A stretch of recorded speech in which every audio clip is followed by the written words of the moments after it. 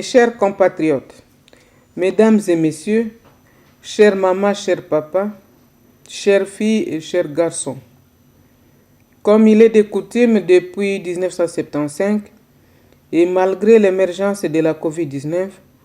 la communauté internationale célèbre le 8 mars de chaque année la Journée internationale de la femme. Pour mémoire, cette journée a été instaurée en vue d'établir un bilan par rapport à toutes les avancées enregistrées dans la quête de l'égalité des droits entre les sexes et d'amorcer un nouveau départ sur de nouvelles bases. Le 8 mars de cette année 2021, les Nations Unies ont proposé à la communauté internationale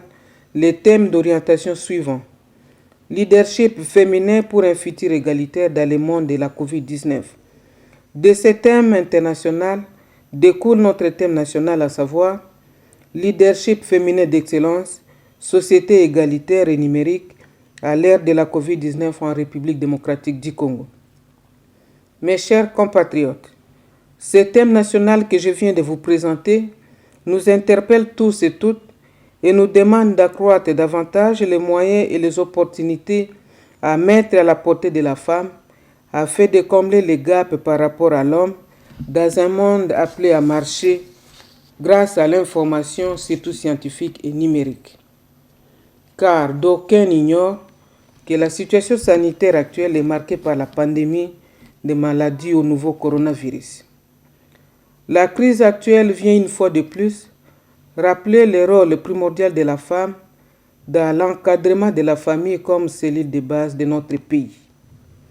À ce sujet, la femme comme mère au foyer, sage-femme, infirmière ou encore relais communautaire a besoin de plus d'informations pour accomplir cette tâche salutaire. Aussi, afin de mieux défendre les droits des femmes et de tirer pleinement parti du potentiel du leadership des femmes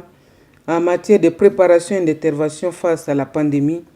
les perspectives des femmes et des filles dans toute leur diversité doivent être intégrées dans la formulation et la mise en œuvre des politiques et des programmes dans tous les domaines et à tous les stades de plans d'élite et de relance mis en place dans le cadre de la pandémie. Cet élan s'inscrit davantage dans la recherche permanente de l'égalité et de l'équité de genre pour que d'ici la fin de cette décennie, existe effectivement dans notre pays une gouvernance paritaire susceptible de générer le développement immédiat attendu par tous avec des femmes et des filles utilisées aux côtés des hommes et des garçons, même dans les milieux ruraux, les langages numériques de coopération et d'échange de biens et services qui permet de réduire les dangers de l'expansion de la pandémie à cause des rapprochements des populations sans tenir compte des mesures barrières. Comme vous l'avez constaté, notre pays, la République démocratique du Congo,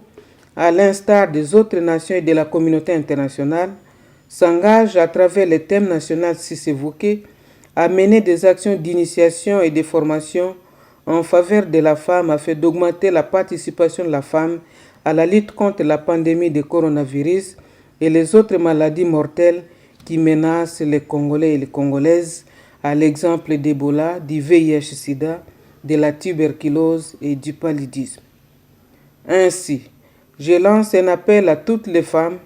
mais aussi à tous les hommes de notre pays, à s'impliquer massivement dans la célébration de ces 8 mars exceptionnels, car marqués par la présence d'un ennemi commun, pour fédérer nos forces et marquer notre solidarité avec les personnes les plus fragiles. Une pensée particulière à nos sœurs qui sont à l'est du pays, qui font face aux défis sécuritaires en sus de cette crise sanitaire. Bonne fête de 8 mars à toutes les femmes, mais aussi aux hommes de la République démocratique du Congo qui vivent la République démocratique du Congo. Je vous remercie.